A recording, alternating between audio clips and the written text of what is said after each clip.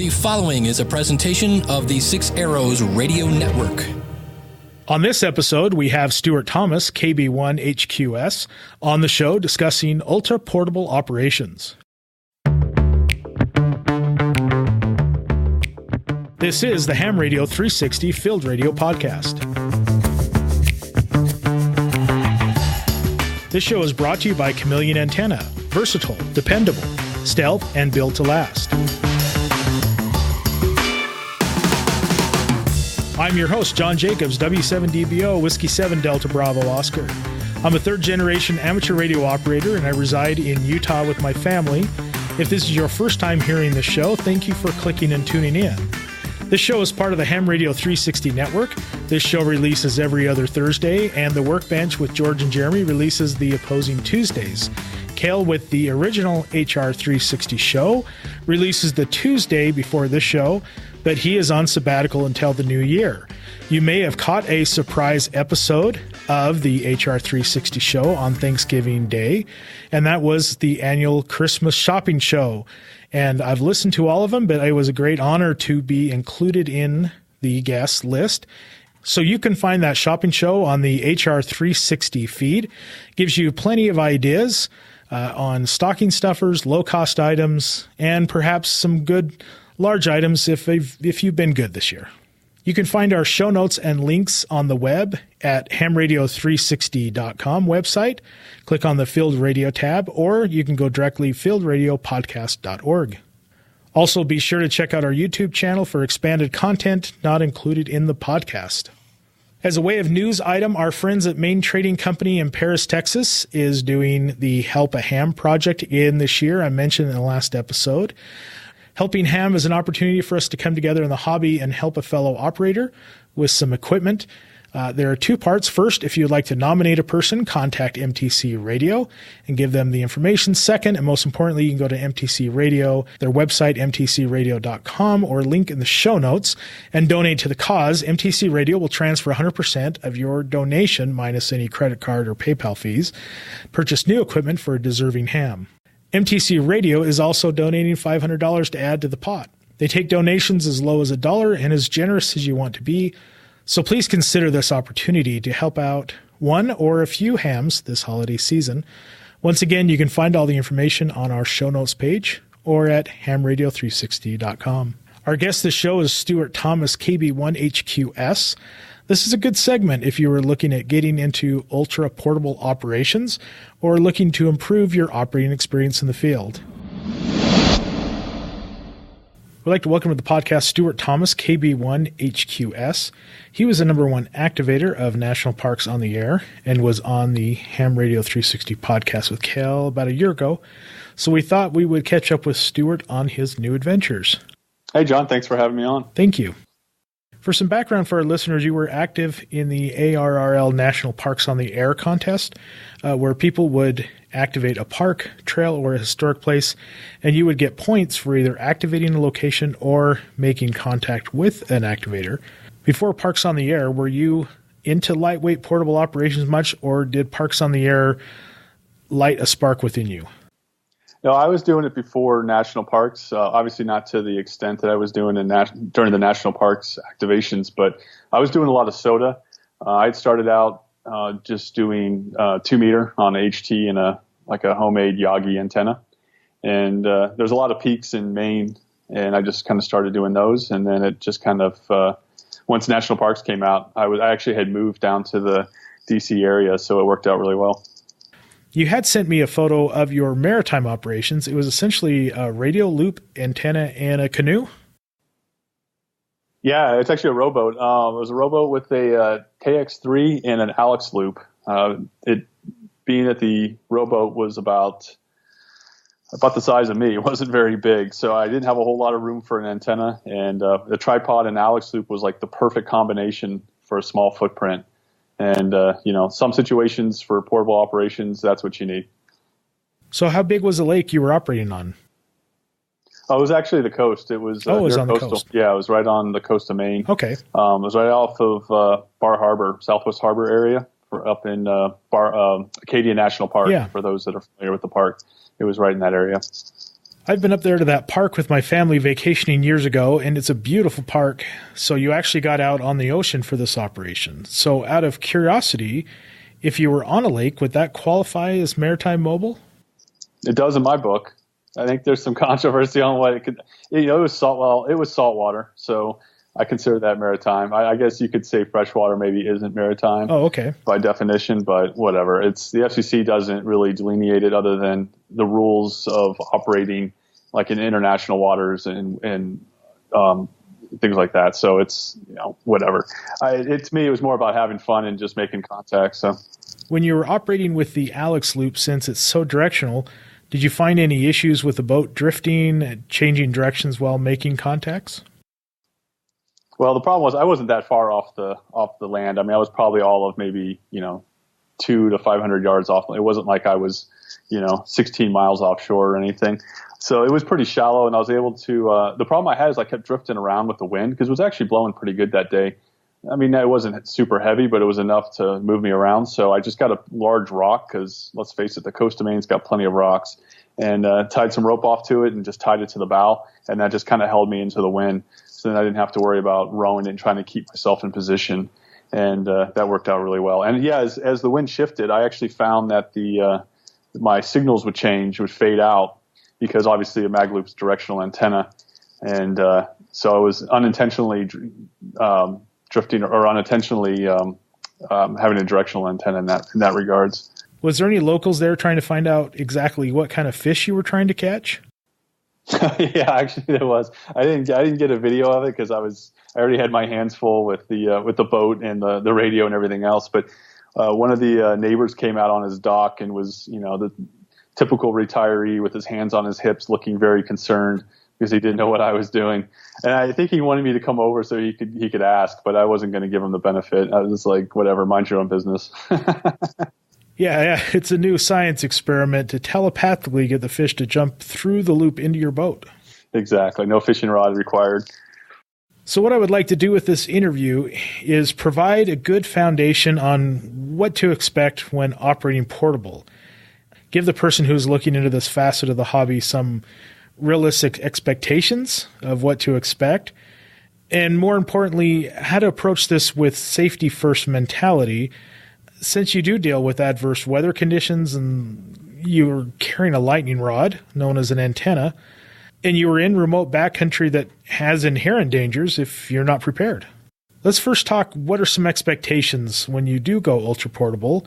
What compromises should one expect? What is the downside and what is the upside? Sure, yeah. So the downside with portable operations, doing lightweight type of radio work, time and efficiency is going to be compromised. And time, if you're out in the woods, I'm assuming you're referring to more like a soda type activation. Yeah, time is of the essence. There are some people that spend 6 hours at a summit making contacts, and that's awesome. I'm not one of those guys. My last activation I did, I had to drive 2 hours just to get there. Another 2 hours of hiking, 15 minutes of setting everything up, an hour on the air, and then tearing it back down and doing the reverse. So time is of the essence, especially depending on the weather. If the weather's nice, then you might want to spend more time up there. It really depends on the individual. The other issue is, because time is a factor, your efficiency as far as your antenna, maybe your power is going to be compromised, because I'm not going to spend 2 hours to erect, a temporary mast that goes up 100 feet or whatever, with an antenna that's really high in the trees. Like, for example, my last activation, the trees were only 15 feet tall, if that, because of the elevation. So there really wasn't a whole lot of options in getting an antenna very high. So that obviously doesn't help things much with your signals.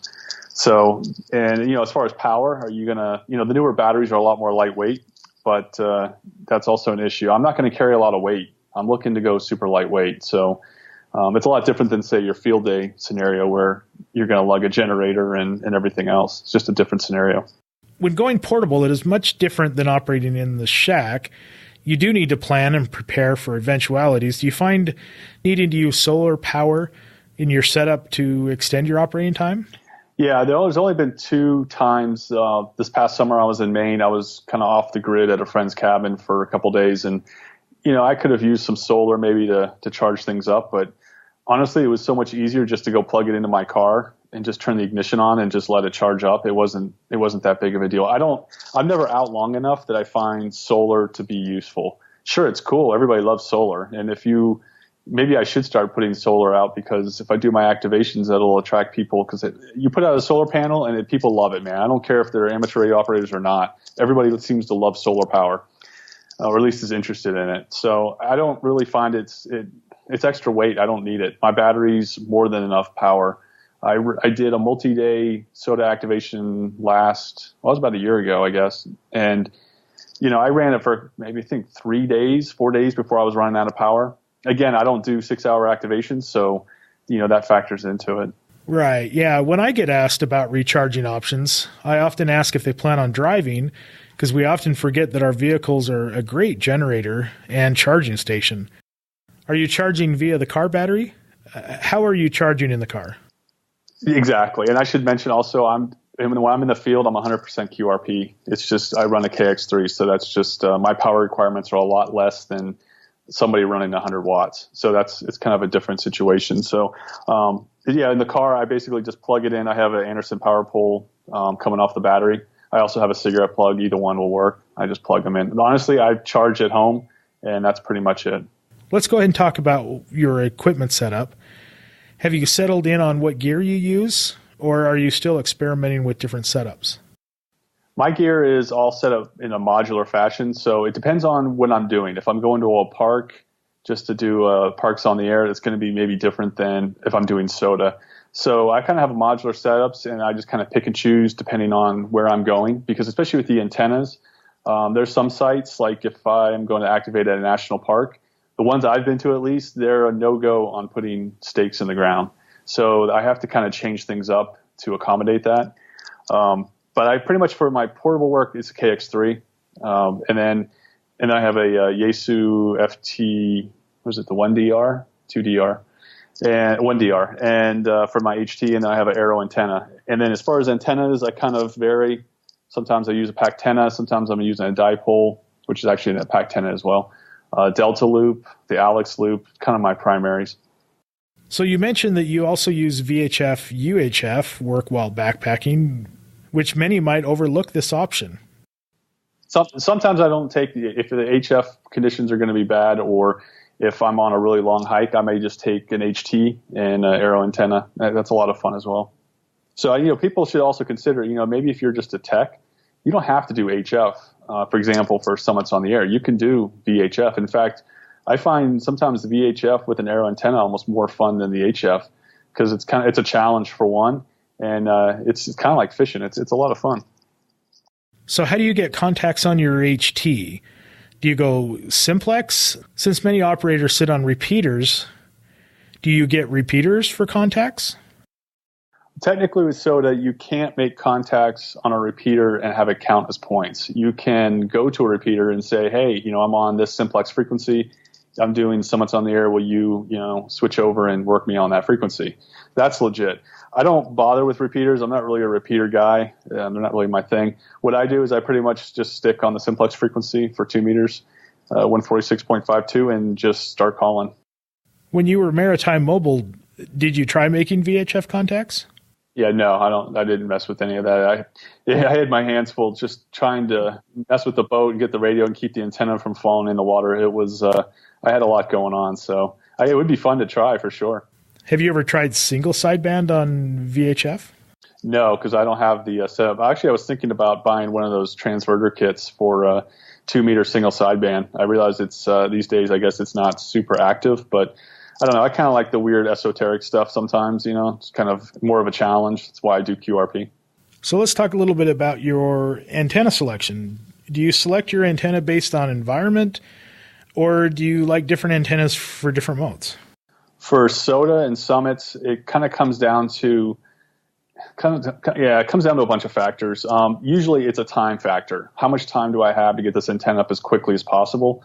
And usually I use my PAC-10 NFED for that. I just throw it up in a tree and get on the air and start making contacts.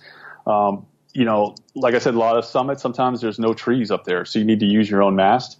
Other times you may have issues where it's a really small summit and there's lots of people up there. It's a very popular site. So putting a vertical antenna with, 20 radials, snaking all over the place isn't going to work, because people are going to start tripping over your stuff, and that's never good. So it's really, I guess it depends on your mode too. It depends on what you're going for. I wouldn't use the Alex loop if I was doing a summit where I had to change frequencies a lot, because it's kind of a pain to constantly retune it. It's not overly difficult. It's just, that antenna is better suited, in my opinion, for kind of sticking on one frequency. Like if you were going to do digital, that would work great. And obviously you can use it for others as well. But for my opinion, that works better for a single frequency. That is true with the Alex loop. You have to even retune when on the same band. It's very particular. Yeah, bandwidth's very, very narrow on those. But it's a great antenna. I like it. It's not an antenna that I use all the time, but there are times I'm like, I'm going to go do this activity, like activating in downtown DC at one of the memorials. That's a perfect antenna, because I got a tripod. I have a little case that looks like a computer laptop case, and then I have my radio. It's just sometimes it's like the perfect antenna for certain situations. So whenever everyone says, what's the best antenna for portable, I'm like, it just depends. It depends on where you're going, what you're doing. I always see the question asked, what is the best antenna? And I always say it's the one that you left at home. Yeah, exactly. It's always the one you wish you had at the time. Yeah, it's always the one you wish you had or wish you had bought. When you talk about getting into the crowd, have you had any issues with tripod in national parks or DC memorials? No, there are no issues with tripods. It's things hanging out of trees and stakes in the ground that they tend to get concerned about. But the tripods I find work pretty well. Yeah, because when we vacationed in DC, I just had a tripod with my camera trying to take some night shots of memorials. I found out real fast from the Park Service that you had to draw a permit. We were at the Jefferson. Oh, right. And trying to use a tripod there.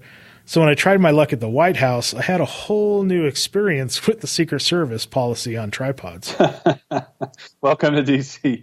Yeah, I've heard of that before, actually. And it's so variable. I mean, I could go down today and set up and make tons of contacts and have a great time, and no one would even glance at me. And I could go the next day and I could get somebody different who was, ready to write me a ticket for it. So it's, it kind of depends, I think, on who you interact with. I personally haven't had that many issues really with it. So. I guess it really is a variable on who is enforcing what laws, and perhaps that's a good tip for our listeners about the art of negotiating with Park Service and establishing rapport with them. In my case, I caught a nice Secret Service agent who gave me a tip to go stand in the closed portion of the road, because at that time the street between the park and the White House was DC Metro. So as long as I stood in the street, the Park Service could stare at me all they wanted but couldn't do anything, and the Secret Service just gave me the idea. So sometimes it's finding what the fine line you are over the regulated public areas. Yeah, and that's a really good point, because, well, in your case, you were doing, shooting photography, but for amateur radio, one interaction with a public official or even just a member of the general public can taint the entire hobby. And, I find, and this is just my opinion, but I found that a lot of the general public isn't all that interested in ham radio, and frankly isn't all that impressed by it, and could really care less. So, I know that in our hobby, we love it, and we love talking about it and arguing about it and building stuff and doing this and that, but the general public doesn't really care. And yeah, there's times on summits I've had people being like, what are you doing? And I found I had so many people asking questions, and sometimes my wife would run interference if she was with me, but a lot of times she wasn't. So I made up a card. It's kind of like a QSL card, but it's more of like a visitor's info card, and has a picture of me, on the front. It's actually the front of my QSL card. And on the back side is just some kind of general information about who I am and what I'm doing in very general terms. So the person who knows nothing about the hobby can at least get an idea of what I'm doing.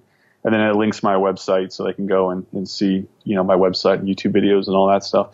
And I found that works out pretty good, especially kids. They like little mementos, and, dealing with public officials, park rangers, police, whatever.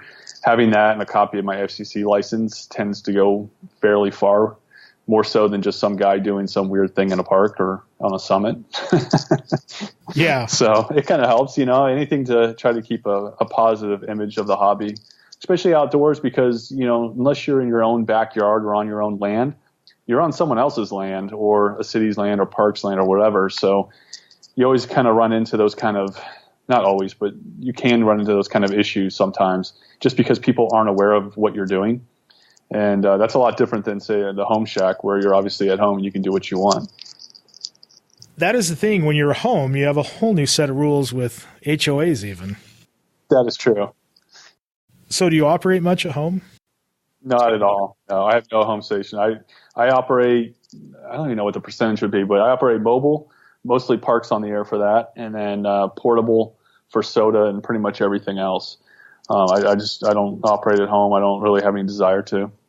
So we jumped right into the interview, and I forgot to ask, how long have you been licensed, and what is your amateur radio background? Were you into outdoors before?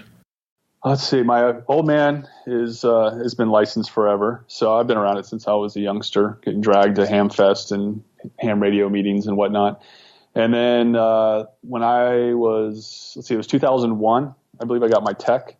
And then I was on board, working as crew on board a private yacht that had ICOM mobile radios, HF radios that were also opened up for amateur radio.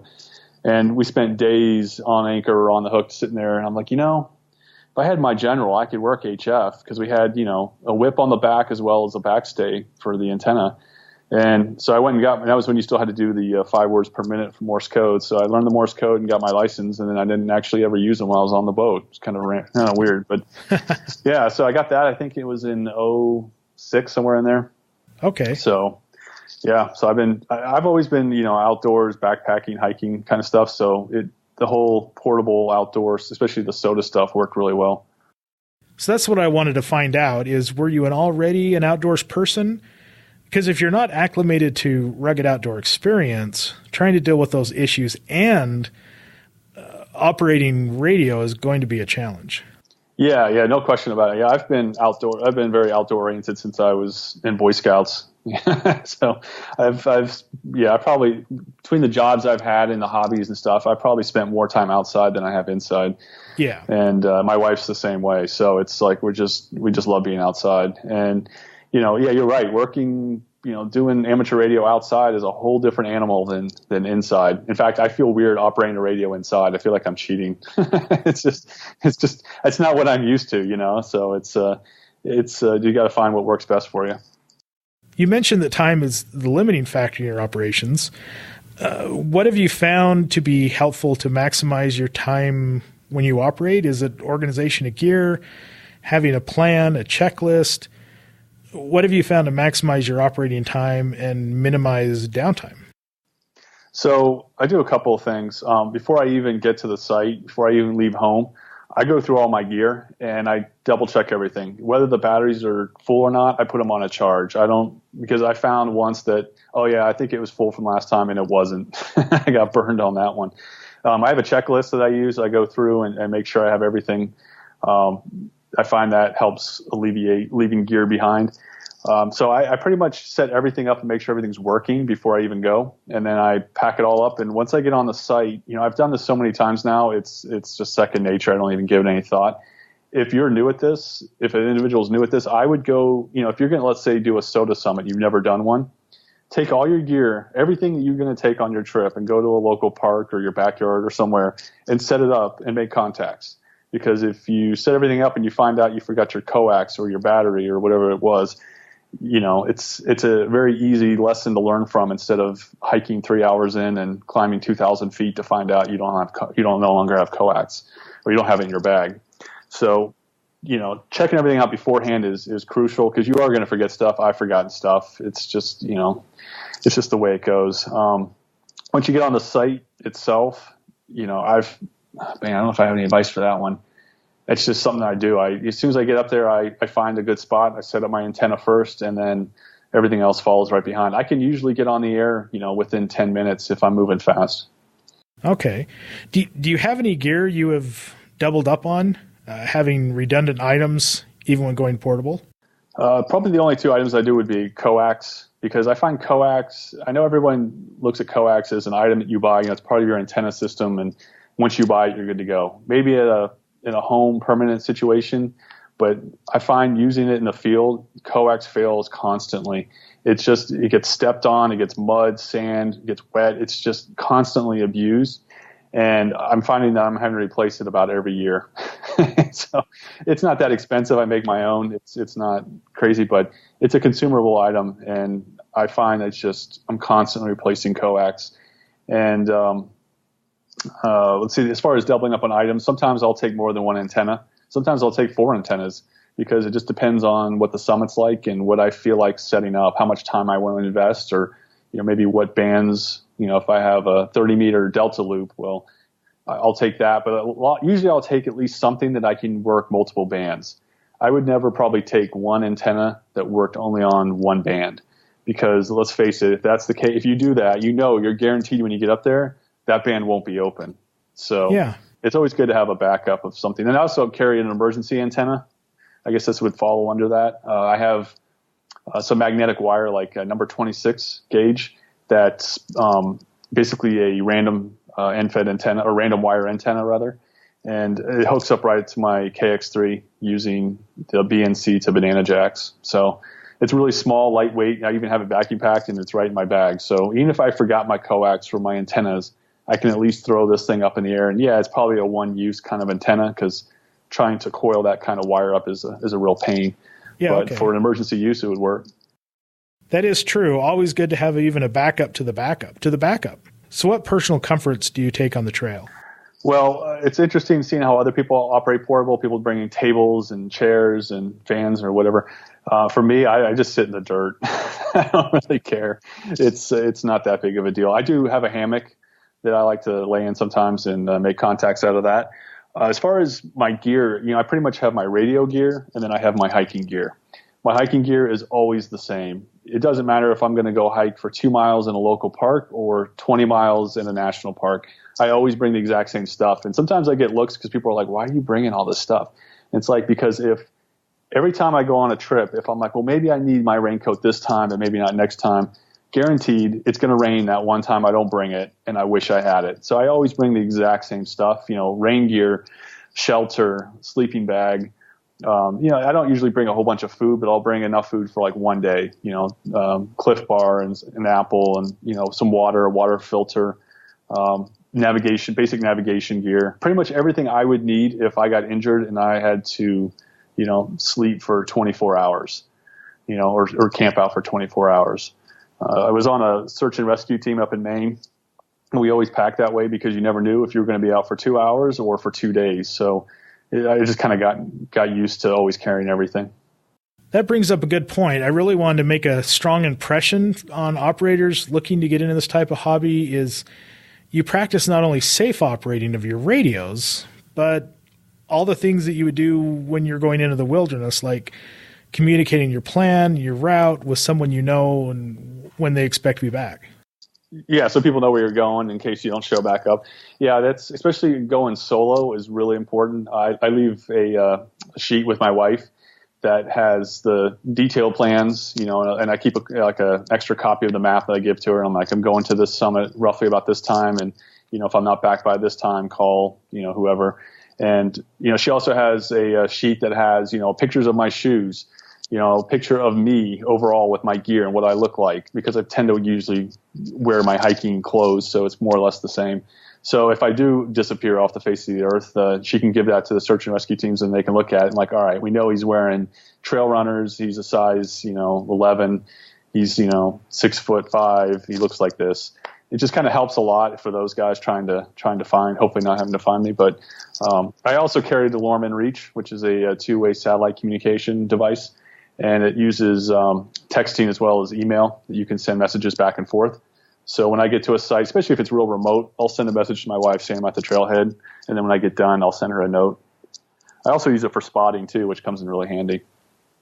That is some great advice, not only to communicate your plan, but to also communicate your pack and clothing, because people who spot you on the trail might not get to know your name, but they'll always remember details like description and the type of pack and clothing you had.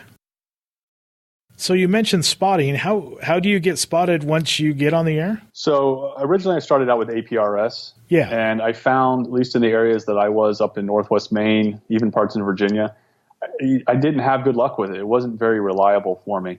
And I kind of got frustrated with it. And I also realized that in a true emergency, getting injured, and I kind of learned this on a search that we did up in Maine, where we were trying to find an AT hiker, Appalachian Trail hiker, who had basically disappeared. Nobody could find her. And we looked for months and months and months. And I think it was like a year later, they found her. And she obviously wasn't alive at that point. But it really kind of brought home to me that when you're out there, you've got to be self-reliant and you've got to take care of yourself. And, depending on where you are, up in Maine, Northwest Maine is really, really remote. And a lot of trees and a lot of places that you can get lost, and it'll take a long time for someone to find you. So I kind of moved from the APRS to the Lorman Reach because, frankly, it was more reliable. And, people say, well, if you have amateur radio out in the woods and you get hurt, you can get help. Well, that's true. But if I'm laying on the ground because I just destroyed my ankle, which I did in Shenandoah last year, I'm not exactly going to be up and running around throwing, antennas in trees so I can get on the air. It's just not going to happen. I didn't use my DeLorme for that event because I didn't need to. I was able to hobble out of there. But I don't know. I ultimately I find that the InReach is just a much all-around device, better device for emergency use. And I know a lot of amateur radio operators probably don't like to hear that, but that's just my opinion on it. But and as far as spotting, it's awesome for spotting because it'll allow you to message to your Twitter account, to your Facebook account, assuming you've set it all up, and then texting and email. So I have a list of people, including Kale, who if I need a spot because cell phones aren't working in my area, I can say, please spot KB1HQS at this frequency in this summit or park or whatever it was. And I actually used it on my last activation, and it worked really well. So once you send the message via your Garmin, say to Kel, then those getting your message put out the spot on clusters or social media? Yeah, it could be social media, DX clusters, whatever it is. But yeah, it becomes even just the Facebook groups. Can you spot to the Parks on the Air group that I'm now at this park and there's no cell reception and I'm on this frequency? And I realize that not everybody who to buy this just for a spotting use because your cell phone doesn't work probably isn't very viable. But for me, it's more of an emergency use than anything, and I find just spotting with it just keeps me familiar with it. And that is important to do with all your gear is stay up to speed on how the gear operates, and using it for spotting helps keep you aware of your gear. I think it's important when you are venturing out alone, and your search and rescue experience gives us better insight on this, is you're going solo. You take extra precautions when going solo, not only hiking, maybe just traveling across the country alone. And the goal is to stay safe and be prepared, I guess, so the search and rescue doesn't have to come find you. Exactly. Yeah, you need to have the skills, basic navigation skills. I always carry a paper map with me. I also use, an app on my phone for navigation as far as the topo maps and whatnot. But I always carry, laminated paper maps that I make up, and I mark up escape routes and, bearings and emergency numbers. And, it takes a lot of work. I don't think people realize how much work it takes to, before you even get in the car to go somewhere. Just the prep work beforehand of figuring out all the information that you need to have on hand before you go so you can have a successful activation. When you go outdoors, and especially with the summits, the typical weather forecast doesn't always tell you the whole story. Things can change quickly on peaks with the weather. What measures do you take before leaving? Oh, for sure. Yeah. And it also depends on the peak. Shenandoah National Park, the summits up there at 3,000 feet is going to be a little different than, say, like Mount Washington in New Hampshire, which can get really, really nasty. I always check the weather before I go. It's a big factor. I also check the propagation reports just to kind of get an idea, where we're at. Obviously, it hasn't been great for the last couple of years, but some days are better than others. So sometimes, for example, I'm going to do an activation this weekend, and I was going to go yesterday, and I didn't because there was a big storm coming in. So a geomagnetic storm. So, checking the weather and seeing what's going on, as well as, the propagation is important. Our highest peak in Utah is Kings Peak, say 13,000 plus feet. Nice. And it does not matter the time of year. It will snow year round. We were up there in August and it snowed on us. And regardless of weather, it seems like every afternoon's a thunderstorm. Oh, that's fun. Or a lightning storm. And so in our high country, at least, and I'm sure it's the same back east, is conditions can change really fast. Our weather reports are meant for the cities, and people don't realize they need to have a higher sense of vigilance and awareness when they're in the backcountry. With your search and rescue, you've had training on watching weather patterns. What are some good ideas to watch for? Well, there's a website online I can get the link for you that links weather at summits, that are up fairly high. Yeah, that'd be good. As far as reading the weather, looking at the pressure, the air pressure barometer. I have, a watch that does all the fancy stuff that'll tell you what's going on. I tend to look at more at the long-term forecast and just kind of get an idea of what's going on before heading out. If there's a front that just passed through and now we have a nice high pressure system, then that's going to be a good time to go.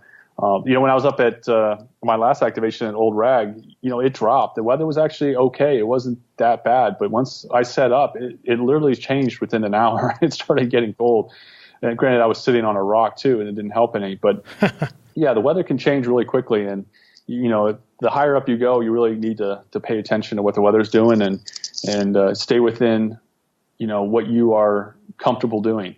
I bailed on one soda activation because my dog got injured.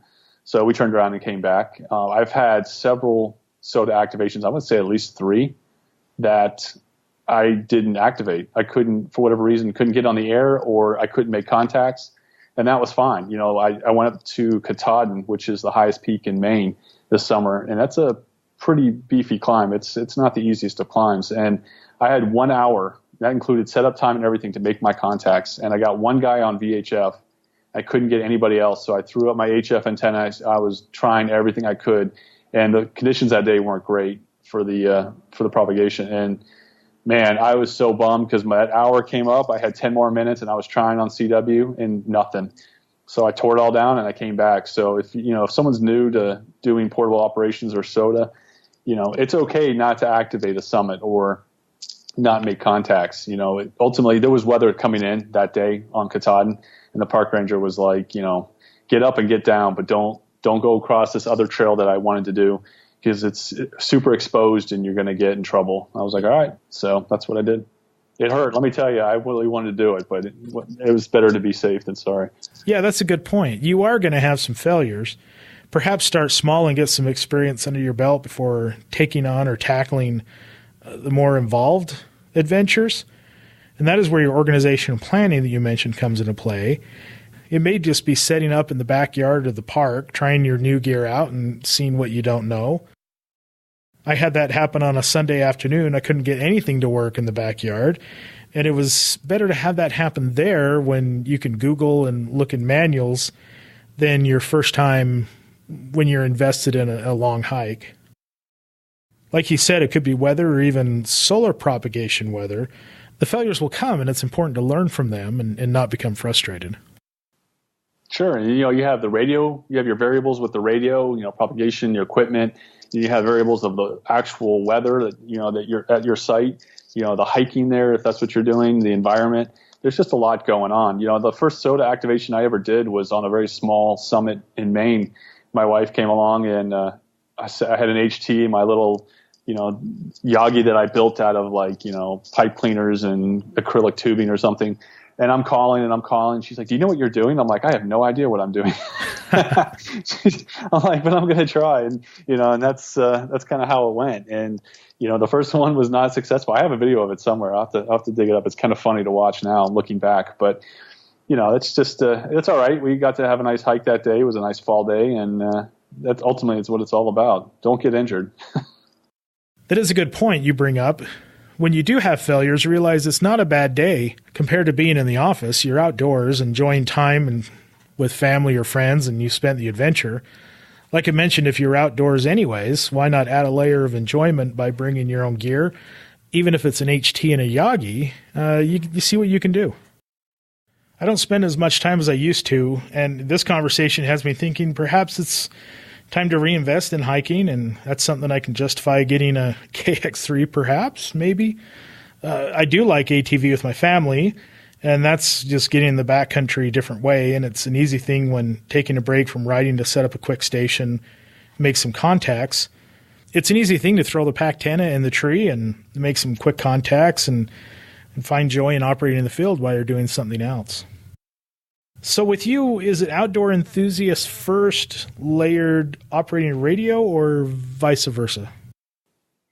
I would say it's probably 50-50. If I didn't do amateur radio, I'd still be hiking. So they're just kind of the two hobbies. Though if you think about it, it seems like amateur radio isn't really an outdoor thing.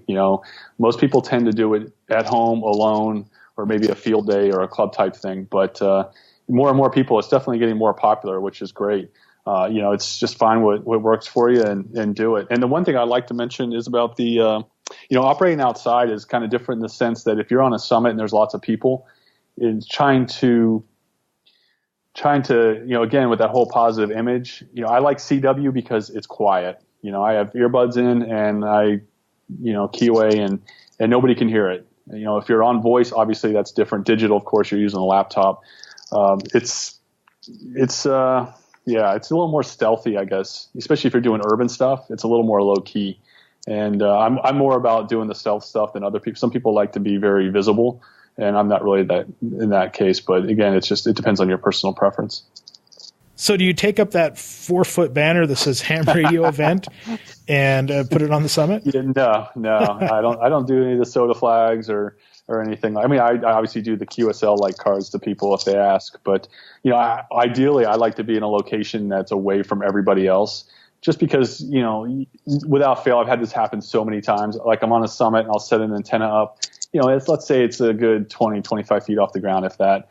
And I'm just getting ready. I find a clear frequency. I'm going to get on. And then what happens, like a group of people will come over and they'll stand right underneath my antenna. I can't say anything. You need to move underneath my antenna. No, it's ridiculous. So I got to wait, and they finally get bored and wander off. But it's better to be off on your own little spot doing your own thing.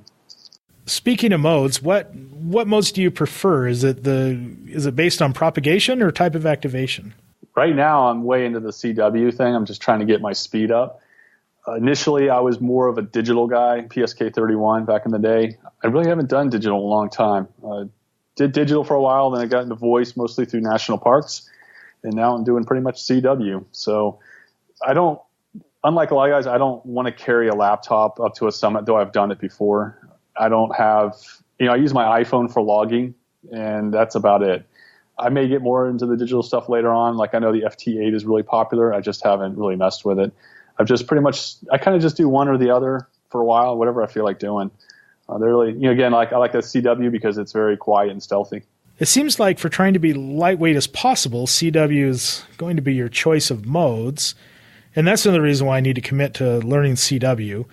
Some of the digital modes are manageable with lighter weight computers, but you still have the complexity of setting up.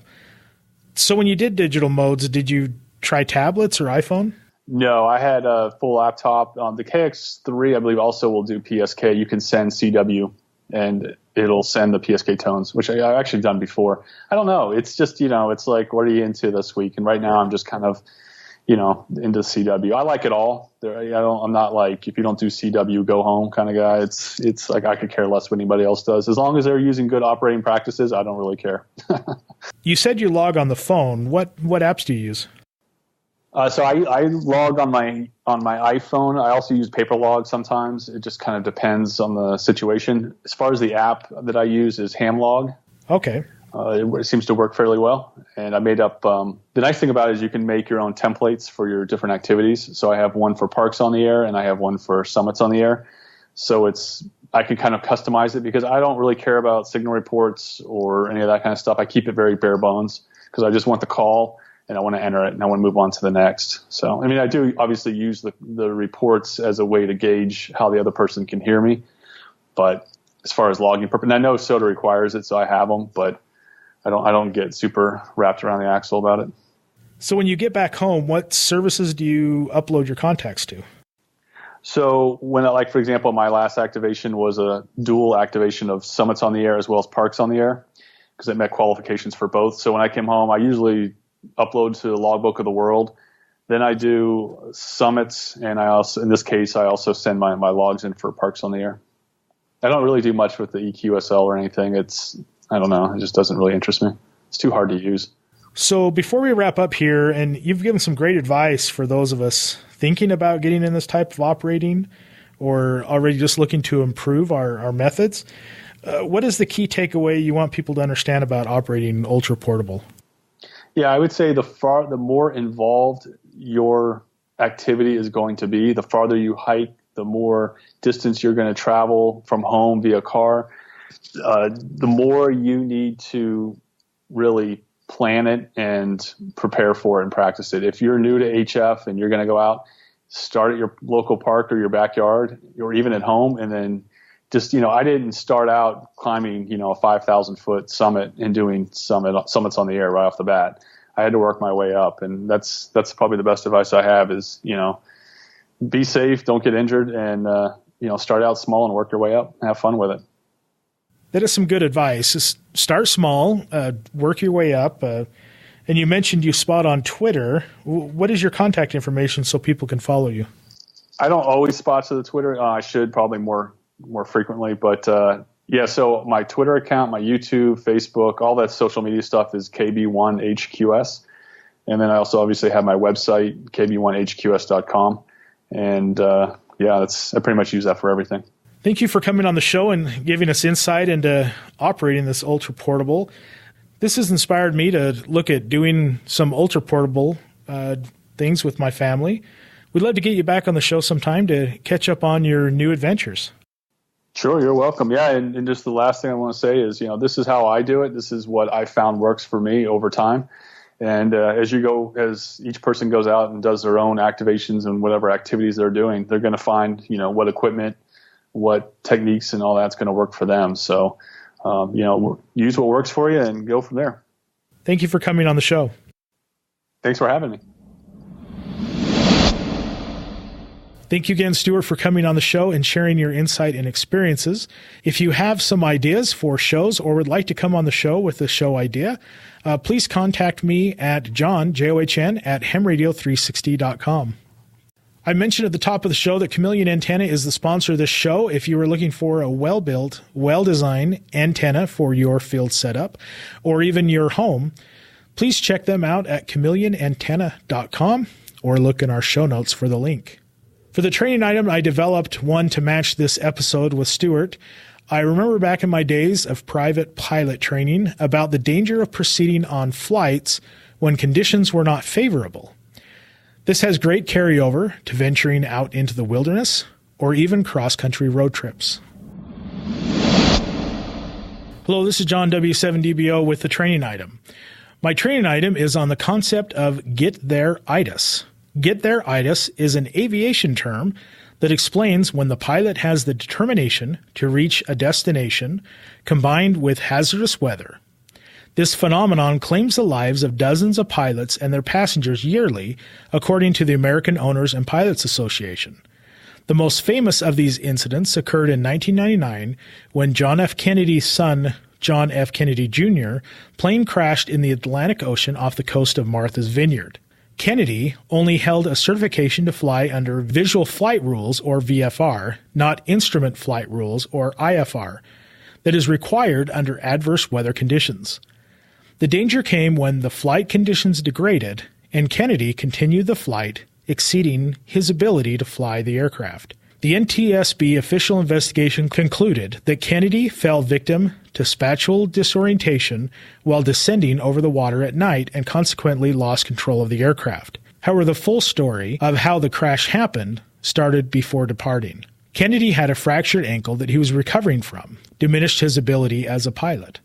The party took off later than expected, putting them into nighttime hours. Kennedy did not call in for weather briefing or file a flight plan before departing. He was under psychological distress due to marriage and finances. Any of these single issues possibly was not the sole cause, but started stacking the deck against him, which eventually caused the disorientation and the crash. As I prepared this training item, I thought back to times that I have fell victim to the Get-There-Itis, driving in winter storm conditions because our plans had us arriving at a certain time, or traveling late into the night because I just wanted to get home. I can think of several backpacking expeditions when preparation plan and weather conditions did not equal success, or staying out on the lake fishing when heading back would have been best. Yet due to the phenomenon of Get-There-Itis, we pushed on. Ironically, the most common symptom of Get-There-Itis is not realizing you have it. So what are some ways to prevent this from happening? To mitigate Get-There-Itis, first you can ensure you're prepared in your travels with emergency supplies, redundancy of essential gear, and effective communication devices to call for help. Once you realize you are in too deep, this preparation ahead of time can mean the difference in survival. Second, decide in advance your personal safety minimums. Decide before the trip is scheduled what are your minimums.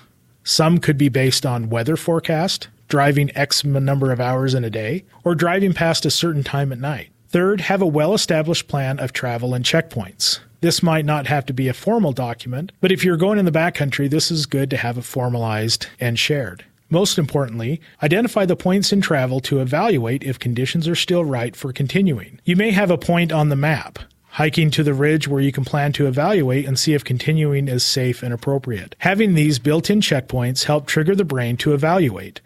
Build into your plan contingencies and play the what-if game. Have places to stay and rest or hunker down if crossing the ridge is not safe. Lastly, in your plans, if you're traveling unknown area, ask for advice from the locals. Before hitting the trail, ask around town on advice. Or if the weather report on the road is questionable, call a local gas station in the area. They will have very good information on what it's like and what to expect. The locals have valuable institutional knowledge in this area. When you do embark, have an agreement with the travel partner that anyone in the travel party can ask the question, are we safe? Try to not rely on the judgment of one. Each person should have the ability to ask without consequence, is it appropriate to continue? If you are traveling alone, be vigilant in asking yourself the question, is it safe to proceed? Lastly, be aware of your surroundings and the changing conditions. Once you are aware of the changing conditions, have in the mindset that failure, turning back, or changing your plans is an acceptable option to preserve your safety or the group's safety. In conclusion, I hope this training item plants the seed to avoid the pitfalls in Get-There-Itis. In planning your next adventure, remember, set your personal safety minimums, then never deviate from that standard. This is John, W7DBO, with the training item.